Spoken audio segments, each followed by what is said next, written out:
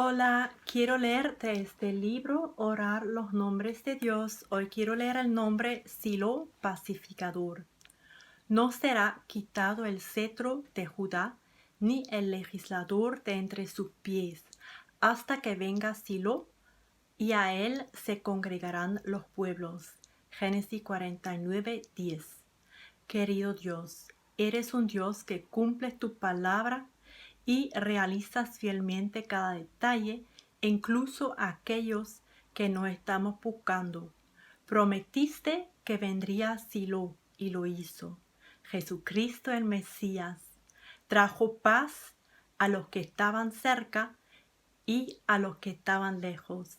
Paz a tu pueblo Israel y a todo el mundo gentil. Jesús, redujiste la brecha haciendo de dos grupos uno. Haces posible la unidad. Conforme voy pasando el día, manténme alerta de que quieres que todo el mundo te conozca. Elimina cualquier insinuación de prejuicio u orgullo en mi vida. Haz que tu paz penetre en mis pensamientos y en mis actos, que fluya a un mundo caótico que te necesita desesperadamente.